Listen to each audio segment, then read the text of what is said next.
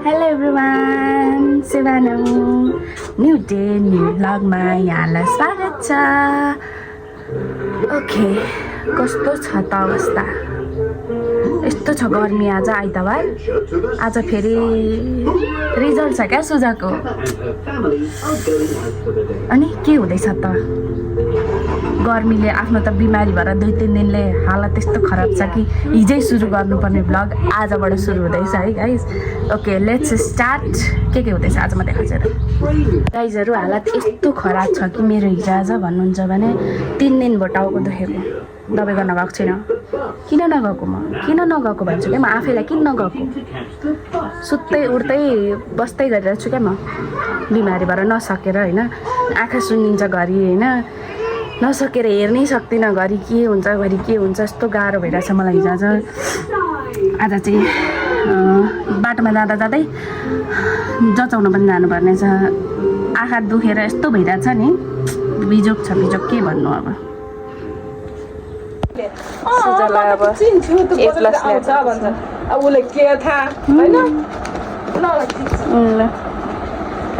अनुहार हेरौँ त अनुहार। आमा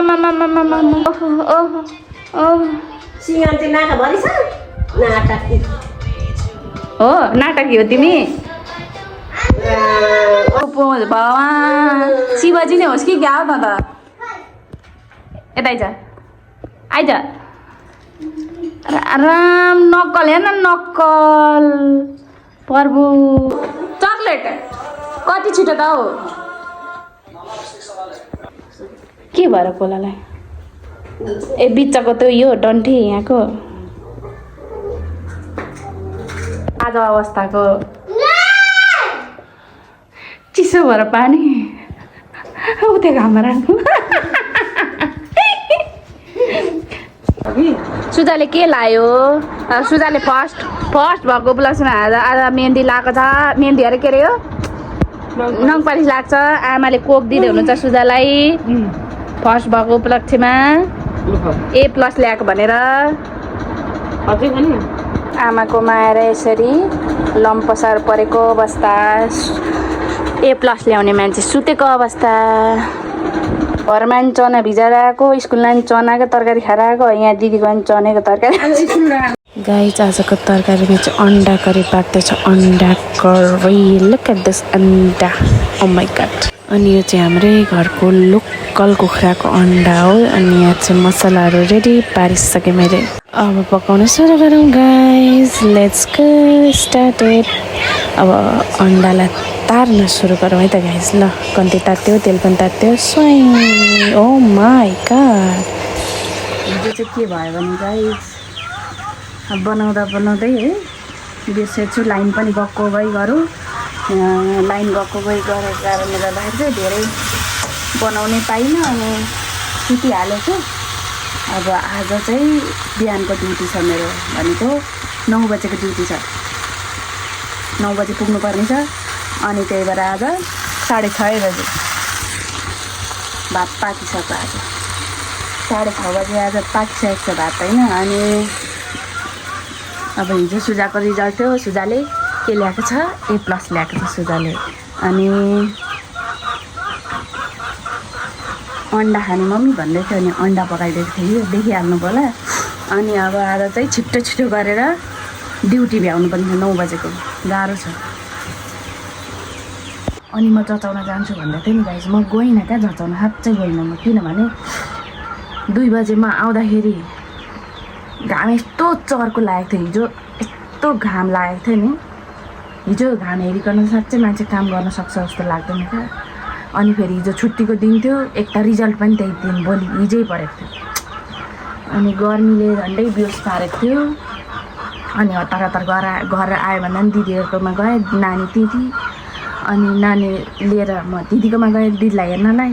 अनि त दिदीको दबाई लाएँ होइन, आँखाको दबाई। दिदीको पनि आँखामा समस्या भएको छ। अनि आँखा कमिला परेर दिदीले दबाई लाउँदै हुनुहुन्छ। एकचोटि दिदीको दबाई लानु पऱ्यो, कस्तो हुँदो रहेछ भनेर लगाएको थिएँ।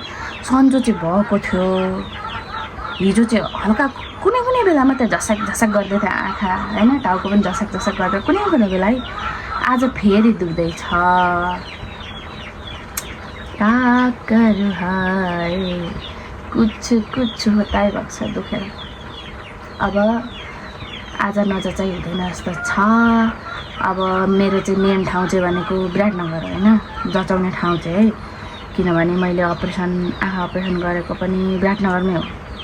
जानुपर्ने मैले विराटनगर हो अहिले, तर म विराटनगर जाने अवस्थामा छुइनँ। टाउको दुखेर आँखा दुखेर हिँड्न सक्ने अवस्थामै छुइनँ। म साँच्चै भन्नुपर्दाखेरि हिँड्न सक्ने अवस्थामा छुइनँ, तर मैले आफूलाई कसरी म्यानेज गरेको छु मलाई मात्रै थाहा छ होइन। अनि अब नर्मल यताउतिको हेरौँ, यहाँ पनि चस्मा लाउनु भन्छ के भन्छ अब हेरौँ होइन। अनि अब यहाँ चाहिँ जाउँदै गर्छु। यहीँ चस्मा लाउनु भन्यो भने चाहिँ म विराटनगर जान्न होइन। अब यहाँ दबाई मात्रै दियो, चस्मा लाउनु भनेन भने चाहिँ म यहाँ दबाई गरेर अब कुनै बेला भ्याएको बेलामा विराटनगर जान्छु। किनकि म विराटनगर नगई भएको छैन, मेरो आँखा नजचाइ भएको छैन, मेरो चस्मा फुटो गाइस क्या, चस्मा फुटो, हिजो फुटो चस्मा, हिजो होइन अस्तिको दिन फुटो। चस्मा लाउन खोज्दाखेरि चस्माको डन्डी नै बाँच्यो, त्यो ग्लास पनि निस्क्यो, सिसा पनि निस्क्यो। अब नजोड्न मिल्छ, केही गर्न मिल्दैन। अब गर नजचाइ हुँदैन, त्यही भएर अब चाहिँ जचाउनु जानुपर्छ। हेलचेक गरेर गर्नु हुँदैन होइन। अपरेसन गरेको आँखा मेरो त झन् गाह्रो छ। मलाई रिस उठेको कुरा चाहिँ के हो भने नि गाइस, यो मौसम विभागको मान्छेलाई कुट्न मन लागेको छ क्या मलाई। हिजोदेखिको 11 बजीदेखिको पानी पर्छ भनेको अहिलेसम्म पानी परेको छैन। राति पनि एकछिन मात्रै पर्यो। ओहो गुड मर्निङ सिजा। आज त सोमबार रहेछ, थाहै पाइनँ मैले त। 9 बजेको ड्युटी थियो है। अन्त घन्टी त्यो के अरे मन्दिर बाटो परेर मन्दिरमा हेर्दा पो थाहा भयो, ला आज त सोमबार पो रहेछ भनेर। आजको मान्छे यस्तो भएर गएको थियो। हेलो अन्त सोमबार भनेको मलाई थाहै थिएन क्या। हेर त कस्तो पस्ता भने नि मलाई आज।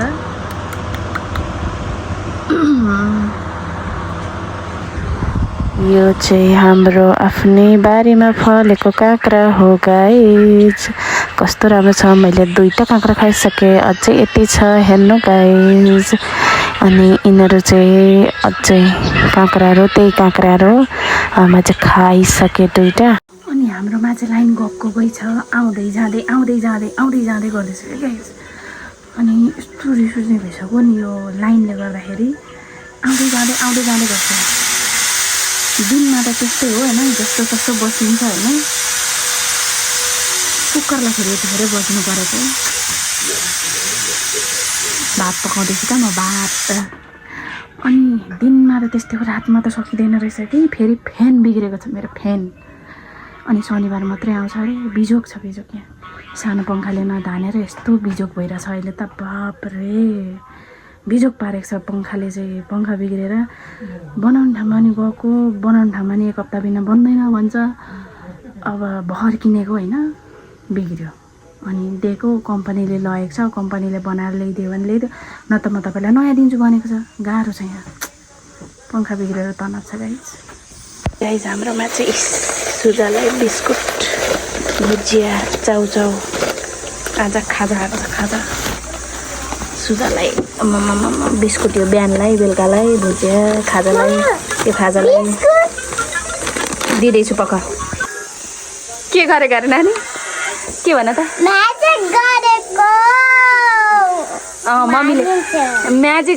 मम्मीले म्याजिक गरेर ल्याएर त नि। अघिसम्म आमाको घरमा थियो होइन सुजा भन त?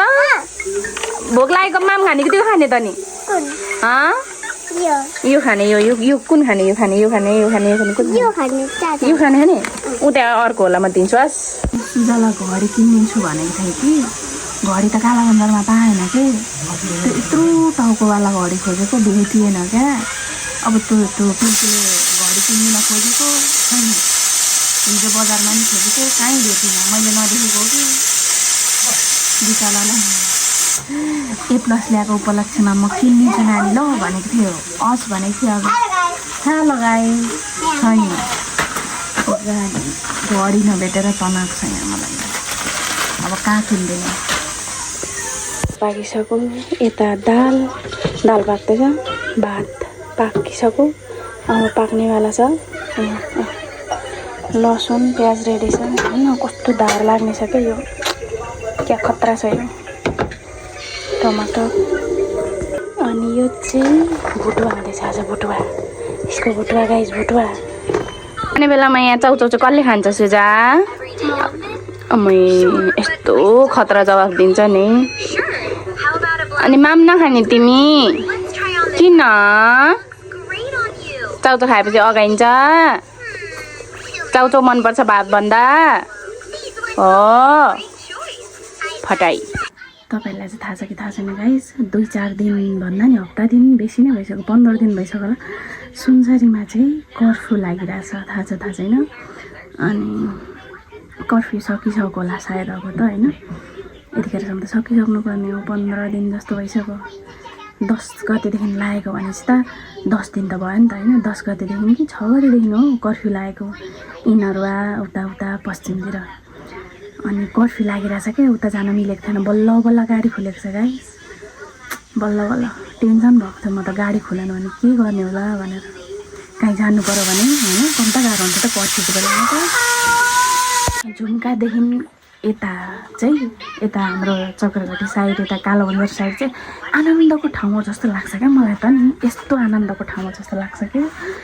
यता न कुनै झगडा हुन्छ न कुनै कर्फ्यू लाग्छ आनन्दको ठाउँ छ क्या जस्तो सुकै भए पनि चक्रघटी उता प्रकाशपुर अनि यता झुम्कादेखि यता जति पर्छ आम्मा यति शान्तको ठाउँ लाग्छ नि हाम्रो ठाउँ चाहिँ हैन उता बन्द भयो नि यता चाहिँ आनन्दको छ जस्तो लाग्छ क्या मलाई कति खुसी लाग्छ कि यस्तो ठाउँमा छु कि केही चिज हत्तपत्तले छुइहाल्दैन क्या मतलब अब त्यस्तो कर्फ्यू सर्फ्यू उता लाग्यो यता लाग्दैन नि त किनभने यता त झगडा परेको नि त कति आनन्द लाग्यो भने नि एक हप्ता छुट्टी भयो क्या इटरी झुम्का उता कति दिन त हैन कस्तो खुसी लाग्यो क्या मलाई यता हतपति कुनै चिज त्यस्तो भइहाल्दैन नि त त्यत्रो हप्ता दिन लम्बिँदैन अब कोरोनाको टाइममा त कोरोना भइहाल्यो हैन न त अरू टाइममा त्यस्तो छैन क्या हामीलाई कति आनन्द लाग्यो क्या मलाई त्यस्तो सोच्दाखेरि चाहिँ नि अनि गाइस मैले स्कुलको ड्रेस सिलाउनु दिएको थिएँ हैन एक दिन लगाएँ मैले 15 गते होला लगाएको मैले सर अनि त्यो दिन लगाएको त घोच हो क्या मलाई त्यो लुगाले यहाँ हाम्रो न यो दुईटा बटम धेर भएछ क्या यो दुईटा अब यसबाट यो दुईटा हटाउनु पर्ने छ बिजोक छ नि हो बिजोक मोटो हुनु पनि गाह्रो यो लुगा चित्त नबुझ्नु जस्तो गाह्रो केही पनि होइन क्या गाइस हेर्नु अब यति ठिक छ यो दुईटा मन परेन मलाई के भएर मन परेन एग मिक्स गरेको मजाले गरे गुड गर्ल भयो mixie finished okay give me then thank you welcome guys look this is घरको लोकल कुखुराको अन्डा सुजालाई now this is shifting here सटै यो चाहिँ मेरो भात बोडी डाला अनि यो चाहिँ सुजालाई